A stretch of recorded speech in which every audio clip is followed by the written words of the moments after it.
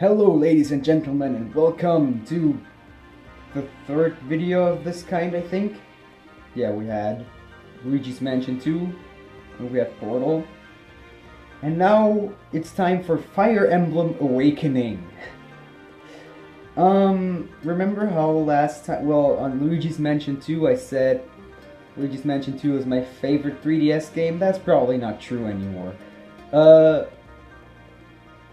I don't know, I don't really know if I like them like equally or if I like one better, but they're both fantastic. Fire Emblem Awakening is a fantastic game, and yeah, I really am glad that I gave it a try, because this is my first Fire Emblem game. Kill me if you want to, I don't care. Well, I do care, but you know what I mean. It would be legitimate. Would be a legitimate murder. No, yeah, this was my first Fire Emblem game, so I want to say right away, if you are like, I want to know if this holds up to Fire Emblem standards, if it's as good as the others, I want to know that, then don't watch this video, because I don't have the comparison aspect. My video is sort of like for those people who are just maybe the same as me. They have never played a Fire Emblem game and they're thinking about, maybe this is the time I can get into the series. And it really, really is. It is a really great game. So, let's start with the things I usually start with. First up, the graphics. Okay, this is a really weird one, because most of the game looks great, except for the cutscenes. Can you really call them cutscenes? The one that are not like pre-rendered CGI. I don't know if it's really that, but you know, the like where, I don't know really how to explain it, where it's like actual character animations. Those don't look too good. The environments are not really stunning in their 3D either. They have some good animations, but you know, and the character models are not the best thing in the world. In the real cutscenes though, it looks fantastic. The real cutscenes look amazing, and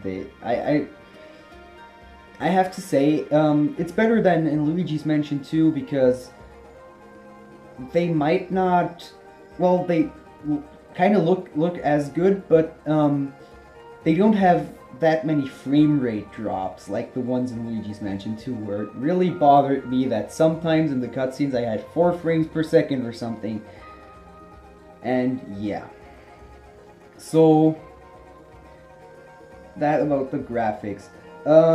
In the battles, I don't really pay attention to the character models themselves too much, so they look good. The battles look good, and I also like the 2D sprite graphics.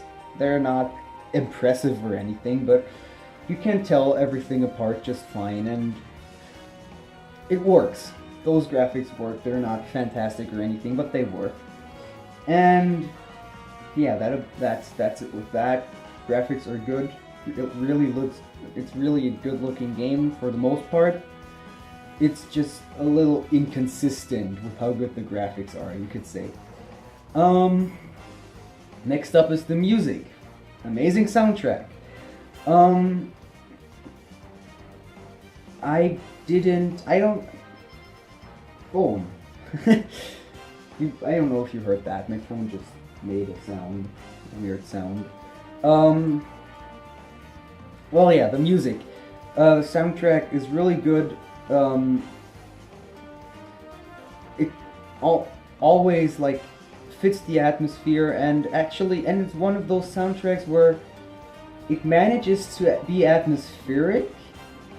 Like, it really manages to enhance the mood, but at the same time, you know, it kind of like isn't like super in your face, but it still gets stuck in your head sometimes. I really like how the transition between how you when you are in the battlefield and you go into a battle with something. The music, it stays the same, but the instruments are different. It's played differently, more epic. Because you know when you're on the battlefield itself, it's just about strategy and stuff, and when you're in a battle, it's about the epicness of that battle. So it's like it really works well. It really blends in good too, and it's good. Yeah, my vocabulary. I put my vocabulary to good use. No, I don't know. So yeah, I really like that, and the songs themselves are very good. I wish there would have been one or two more battlefield themes, like regular ones. So yeah, but one. I'm just being totally weird again, I know, but my favorite song from the game is, I think, what it was called is something like "Let's Prepare for Battle" here. You know, the song that plays when you're not really play when you are already in the battlefield, but not really playing yet. You're just like you know, switching up character positions and stuff.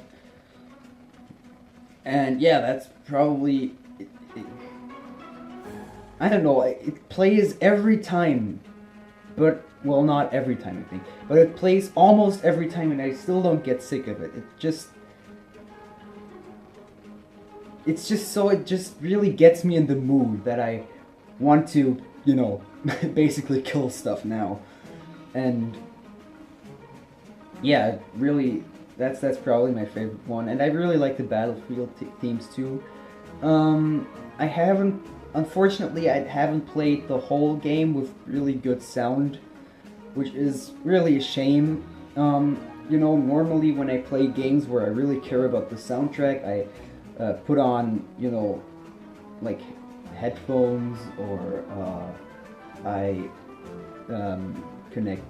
plug in my speakers, my good speakers. I didn't do that with the whole game, so couldn't really talk about any song in the game. But from what I know, it's good, the soundtrack. So that about that.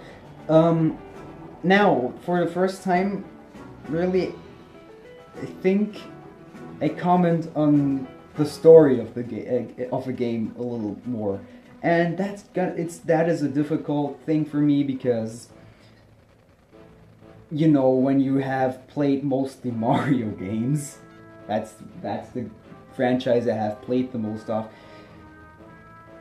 and I don't watch very many movies, and I don't really read many books, so I'm not really...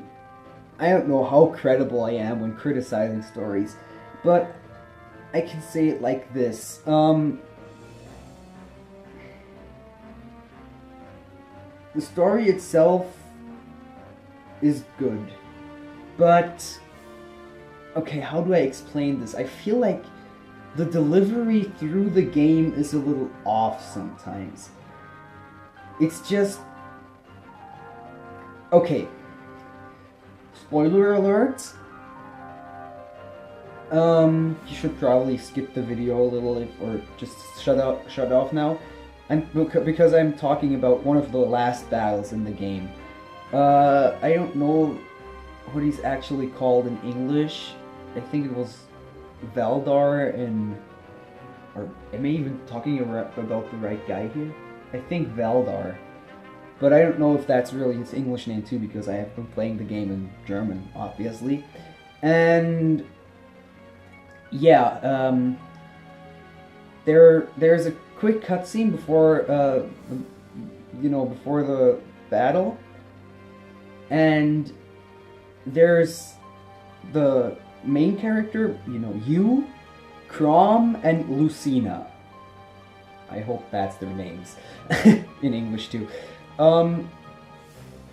Then, you know, the cutscene plays, and after Lucina is on the other side of a barrier again, that you couldn't really get through. You couldn't get through that barrier. So she was behind that barrier before the battle with Valdor. Then the cutscene plays. Well, the barrier is not there anymore after the cutscene, but she's still where she was before. So it kind of doesn't make really any sense. It's a little inconsistent. And I also feel like always having only one battle in a row and then going back to, you know, only one battle and not two battles in a row or something in one chapter kind of hindered the game a bit too, because they always had to get it in a way that you can move around again. You know, the story. They had to get it back to something where you can move around again. So the story itself is good, but I feel like the delivery through the game and gameplay itself is a little off sometimes. What I kind of didn't like is that there was, I think, there's 3 times where you can choose, where you can make a decision. And I think only one time of those 3 times matters. I kind of wish it wasn't like that. I kind of wish they would have had, like, that would actually make a difference. Because the exact same thing happens if you pick yes or no. It doesn't matter. The exact same thing happens. Just maybe a little different dialogue right before it. So that's kind of weirdly done. So yes, now let's talk about, oh wait, yeah, I probably should say a little bit more about the story. So there is, could you say there's an overabundance of twists? There's always, okay,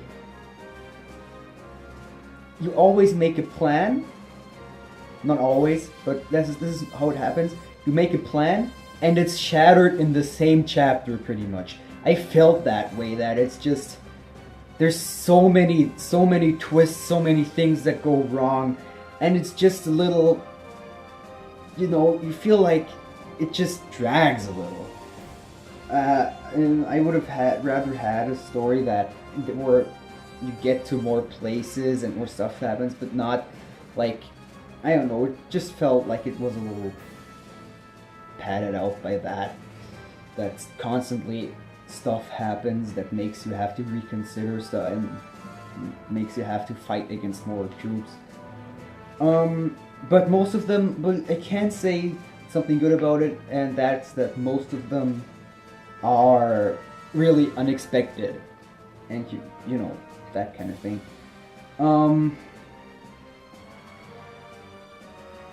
But in the end, the story was entertaining, it was good to have it, but it's not really what I played the game for. The thing I really continued playing the game for was the gameplay. So, of course, then let's talk about the gameplay now. So, this game is like your, could you say, standard tactical RPG. You have like a grid that you move around with different characters, and when you attack someone, you have stats that determine how much damage you will do to the enemy, and you will go to a little battle screen where you have a few battle animations, and there's all kinds of variables like now I have to remember the order. I think swords were good against spears, spears good against axes, and axes good against swords. I don't remember the exact pattern right now, which is weird because I've been playing this game a lot. But, you know, and also wind spells are good against flying enemies. Same goes for bow attack, you know, attacks with the bow. Then there's weapons that are good against enemies that have like a really solid armor and stuff. There's a lot of variables, and there's a lot of different classes for characters too. Like there is healers. They're not actually called that, but there's healers. There's you know, just regular you know, guys with a sword, swordmen pretty much. Then there's like you know, like really heavily armored, strong characters that just can't really move fast. There's all that there's like warriors with a bow on a horse, or there's also people who can transform into dragons. There's tons of stuff, and most of them have can even level up to higher classes, or you can make them, you can change classes with a character, and there's really a lot you can do, and you have to be really okay. The game sort of, it's like you have to care and worry about every single one of your characters. Like, what happened to me is, Frederick? Or no, let's not use Frederick. Let's use, Stale. I don't know how you would actually call him in English. Stal? I don't know. He was always, at the beginning, he was always pretty damn good. He was, always useful. He did a lot of damage to everyone, and I leveled him a lot, and then I started neglecting him for a while. And when I started using him again, he was under-leveled, underpowered as fuck. You have to really worry about every single one of your characters, and the thing is, you can't take every single one of them with you in a battle. So you have to be like, okay, I can't take those characters with me, but I still need to be able to win the battle, so, you know, that's sort of the name of the game. You have to really worry about, you have to buy, you have to get new swords for them, there's just so much shit you have to put up with. You can, okay, let's just do, you can, with, okay, every character has a certain level on a certain type of weapon.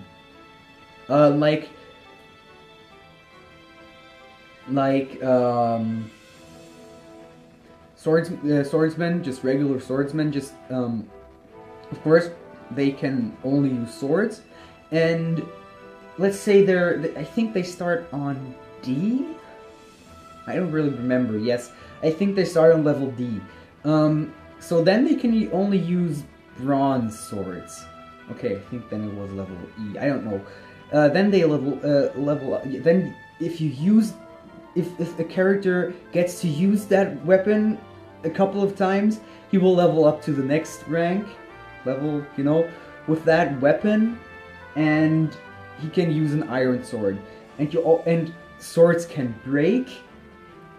Some classes can use different, you know, can use two different types of weapons. There is all kinds of, you know, special weapons that have special effects. Your characters have passive abilities. Also, there's leveling in the game. If you attack something, you get experience with the character you attack with, and if you kill the enemy, you get even more experience with that character. And you know, when you level up, or the stats go up. Then there's classes you can level up. Then there is a system where you can you know, you can make the relationship between two characters better if you fight battles with them together, with the two of them. Their relationship will get better, and then you can get them to level C, B, and then A for characters that you can team up. Well, not really team up, but it doesn't work with every two characters. And if it's a woman, you can also get to rank S in their relationship, and then they'll become married. And because this game also involves time travel, they will also have a kid that will travel back in time, and you will be able to play as that kid because then it's around in their 20s or something. So there is so much shit you have to worry about, and even then on the battlefield there's still a lot of things there. There's castles where you have higher defense, higher accuracy, and you recover a bit of HP. There's different kinds of land where you can move slower, or that will hurt you. There's like a volcano where the ground will gradually start hurting you. And there's walls that people with bows or magic can shoot through. There is so many things, and you have to worry about everything, and that's what the game is trying to get you to do. And you really have to think about everything you're doing. You have to also have a good sense of thinking, how much will this character do to that, or how much will the other character will the enemy do to him? Can I just put him there so the enemy will attack him next round, and he'll still be able to beat the enemy in that battle? Also, you can put characters together in a combo. Let's say you have you take Crom and let's say your main character. Then you can put them together, and they will count as one unit. They will move together. You can and the character that is in the front, there's always one character that's in the front. Like, let's say you make a combo out of your main character and Crom, then Crom will be the active character, and he will get a stat boost depending on the character and level of relationship between the two. And also, sometimes in battles they will attack together. So that can be really useful, but it also means that you can only attack with one character instead of two. So you really have to you have to be careful with that. But if you should really only put character. Well, it's good, only really good to put characters together regularly if they have like relationship level S. Then there's almost there's this like a 70% chance that for every attack the one character does, the other character will attack in that battle too, and they will get really good stat boosts. And sometimes they will defend each other, where there's then where they like go in front of each other and they will do no damage. So you see how many tactics and variables there are. There are also, I could go on and on. There's weapons that you can throw, so they have a reach of 2 spaces instead of just the space in front of you. There's tons of different healing spells that you can use over long distances. There is there's magic spells that always attack twice. There is so many things that you can worry about, and you can also boost characters' stats by using certain items. But also, there's still more. There's like a room where casually events will happen between two characters or just one character, and the relationship will get better, or they get stat boosts, or they find something there. And that's really good, and I really like it. The thing is, unless you're playing on hard, you can the game is forgiving if you won't be punished for every single mistake. Okay, so what makes Fire Emblem really special for me? It's the fact that if you're playing in that game mode, in the classical game mode, if a character dies in battle, if their HP goes to 0, they will die. They'll not come back. They will die. And the game, even though there's many characters, all of the characters have really outstanding personalities, and you'll get to know them through the relationship thingies. There's always going to be little dialogues, and they're all likable.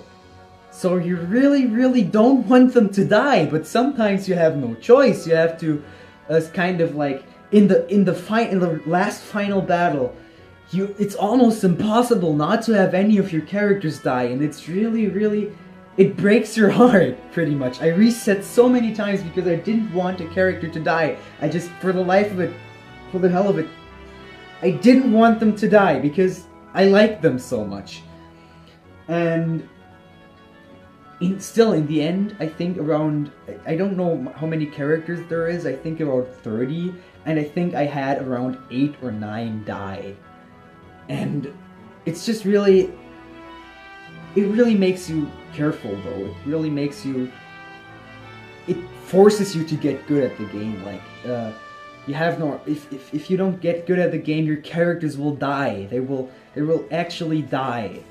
They're not come back. Some characters have like protection because they're needed for the story, but you can still not use them in battle anymore. It's wow. Wow. But it makes the game really interesting too. And I just explained the whole gameplay to you.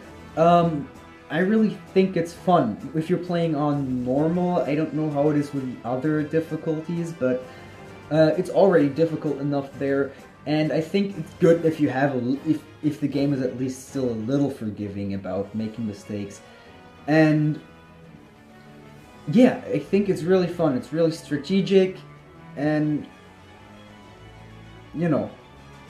it's really fun to see these characters develop over time, to see them get better, because like I said, the game wants to try to make you worry about every single one of your characters, and that works because you also worry about them on a character level, because you like every single one of them.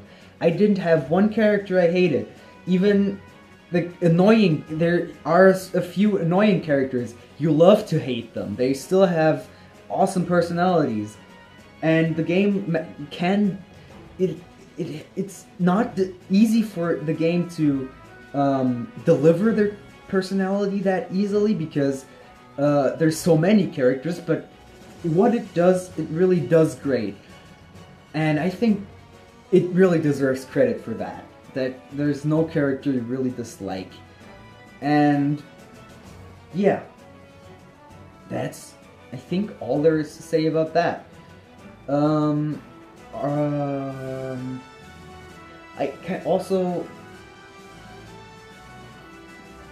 I also kind of like, sorry about that. I also, okay, this is something that Luigi's Mansion 2 kind of has over, Fire Emblem, is that the different battlefields, the different chapters, they do introduce some new stuff that's also exclusive to that specific mission, but not enough that I would call it like super variety-ish. I don't know. The variety more comes through the new characters you meet and have in your army, and that kind of stuff. That's where the variety comes from, and from the weapons and stuff, and from the enemies. But I would have kind of liked to seen a bit more stage gimmicks, like in the volcano where where certain parts of the ground start, you know, getting so hot that it hurts your characters over rounds. I really like that. I wish there would have been more of that, because it could have made the game a little more interesting and a little more strategic, always making you put up with new challenges that make you have to reconsider your strategy a little. Not all the time, but sometimes, where I think it's a little missed opportunity. And I think I think they could have had a little more variety there, but the variety also it does come through the regular through your characters themselves, and new characters you get that have new kinds of abilities. It kind of comes through that. I just think it could have been a little better. Other than that, like I said, the gameplay is fun, even though it's kind of redundant. I still never really got sick of it. I wouldn't say that I can play this game an entire day, but I can play it for a few hours. And this game is pretty long. I think I have 50 hours in it now. Yeah, it is pretty long. Depending on how good you are at it, of course. And yeah, that's good. It's a long game. It also, well, I don't know if that's always a good thing, because long games sort of, you know, it takes so long to get to the end of the story. It's not very beneficial for the story, having a long game, but, you know, being immersed into the story, I mean, with that. But, you know, but it's still good that it's long, because it's a fun game. One thing I kind of missed is an after game. Like, after the finale, you could go buy some DLC maps, but that's pretty much it. They could have easily made a story after the main story. They could have. I don't want to spoil again more here again, but there was. I already thought this is gonna be, oh my god, there's gonna be an after game. You're gonna do this and this there, but no, it just pretty much skips like a few months or a year. It doesn't really say ahead, and then that's done on itself. I kind of think that was a pretty big missed opportunity. But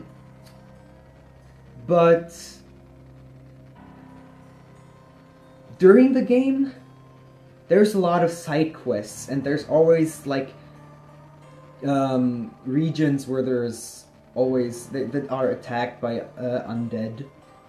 By the undead, I think, and you can fight those. There's between one chapter and the next, there's always something to do, which, well, the side quests are all interesting too.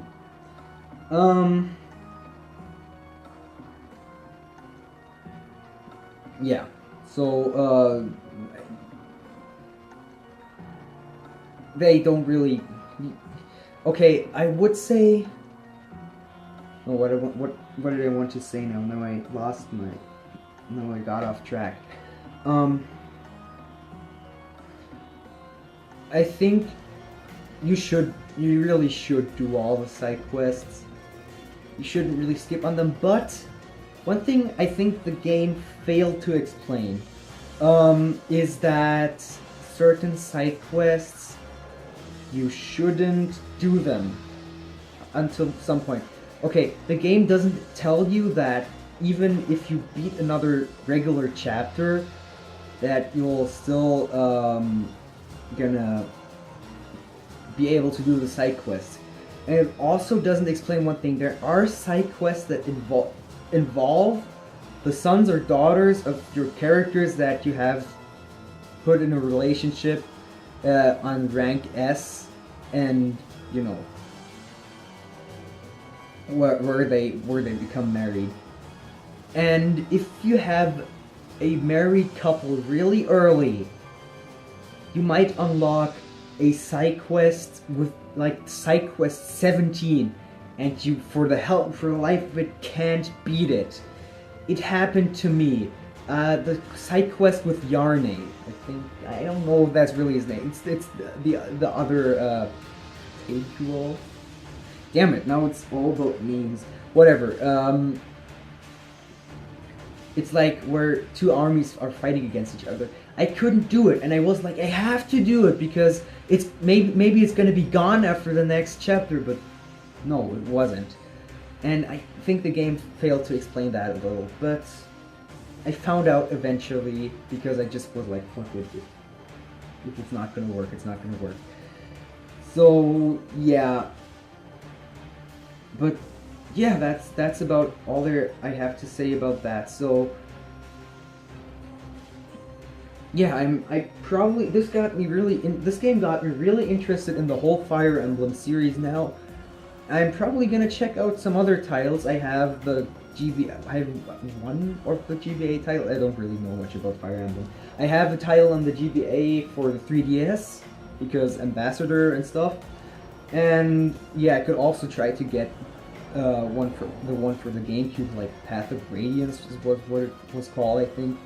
And I'm definitely gonna get that crossover with Shin Megami Tensei. I don't know. For the Wii U that's coming out. I'm definitely gonna. This got me interested in the franchise, and if you have never played a Fire Emblem game, then go check that game out. If you're like, this franchise looks interesting, I might want to get into it. Go grab this game. It's great because you also can play it on the go, and it still has amazing graphics because the 3DS is really powerful. Compared to like DS or something, of course. And I really recommend this. The game has flaws, but it still is so much fun, and it's so addicting that I can recommend it to. You know, I can really recommend it.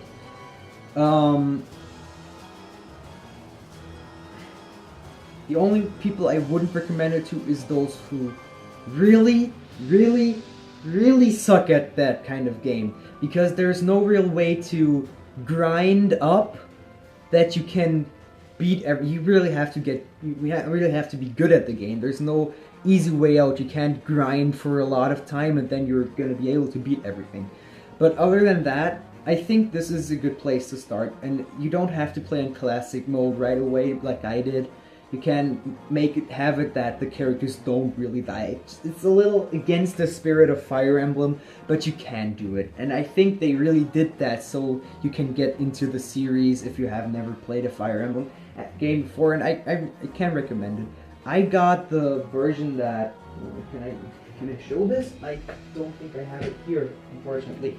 I got the 3DS XL with Fire Emblem. That is a thing that was only released in Europe, so if you're from Europe, then grab that, I guess, or don't. And I think in North America there's a regular 3DS with Fire Emblem. I got that because I wanted a 3DS XL and I was interested in this game, and I do not regret it at all. So yeah, I recommend this game. I'd probably give it, you know, like I always say, there's a difference between favorite and best game. How well crafted the game is, and with all its flaws, I'd probably give it around a 90 out of 100.